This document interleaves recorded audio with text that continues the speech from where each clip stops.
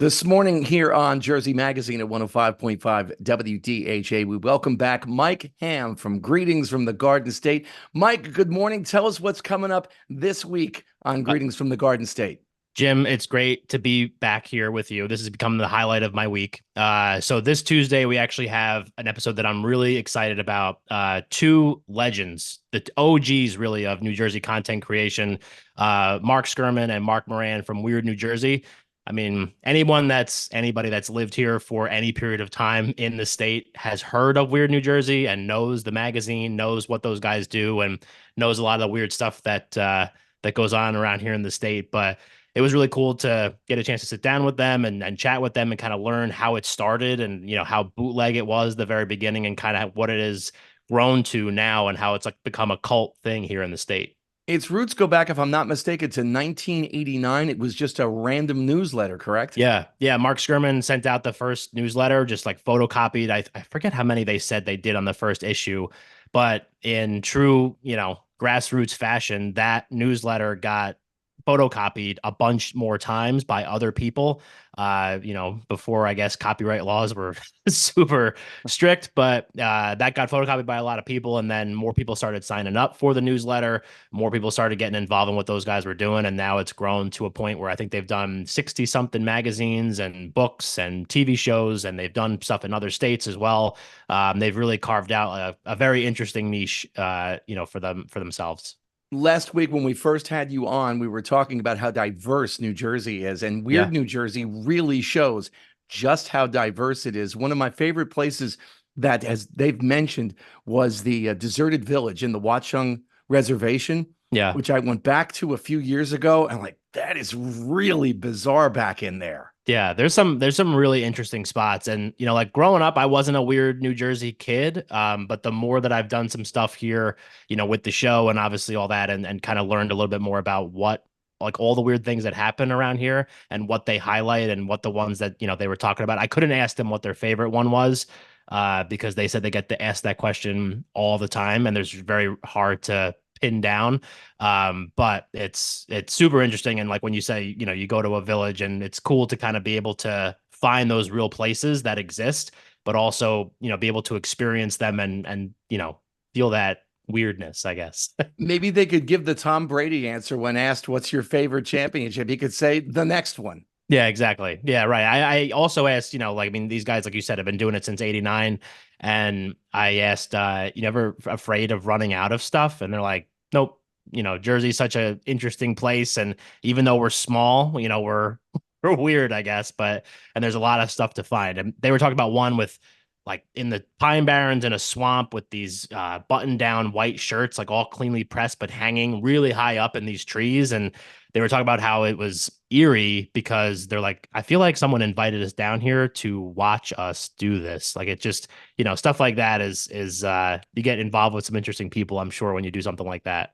One of the things about Weird New Jersey that always intrigued me was the locations of these things. They always seem to be kind of remote, Yeah. whether it's stuck in the woods somewhere or like you just mentioned, down in the Pine Barrens. It's always some of those weird kind of almost Twilight Zone Yeah. type of Yeah. things. And that's the thing. It's like, I think a lot of people get caught up in Jersey, Newark, Trenton, like all those big areas, Jersey City, Hoboken.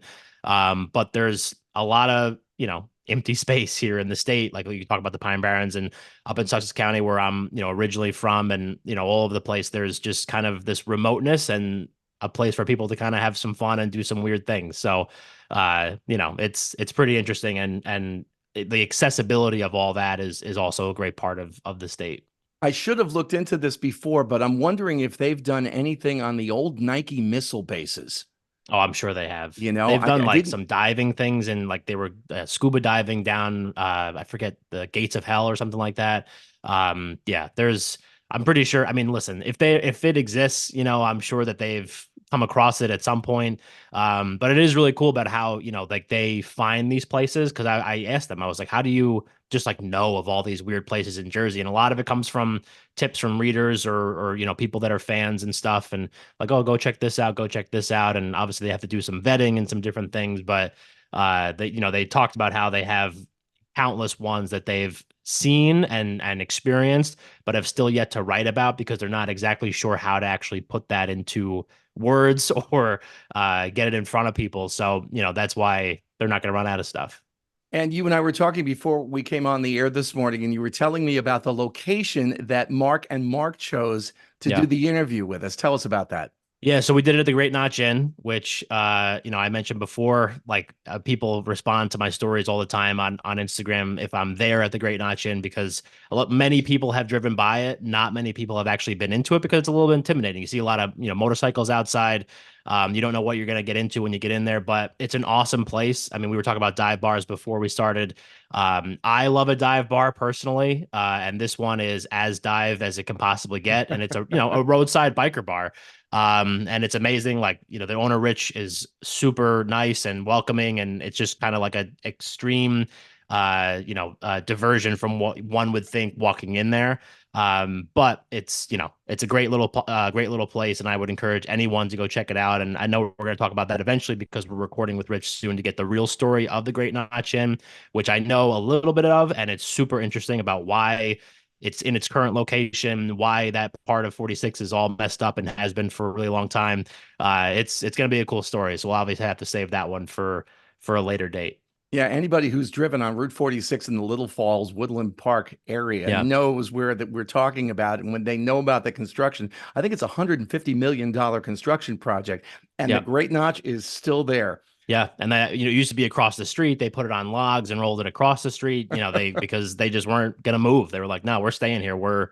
This is our business. This is our family business and all that." But I'm excited to talk to Rich. I'm actually recording with him tomorrow at the time of this. Us recording this, but I think it's just a great story and a great legacy family business. His great grandfather started it, and now he's running it.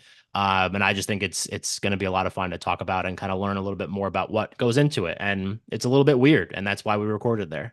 And in the meantime, this Tuesday on greetingsfromthegardenestate.com, it's Mike Ham talking with Mark and Mark from Weird, New Jersey. Mike, thanks for your time. And again, the website, greetingsfromthegardenestate.com. Looking forward to hearing this one. Thanks, Jim. I appreciate it.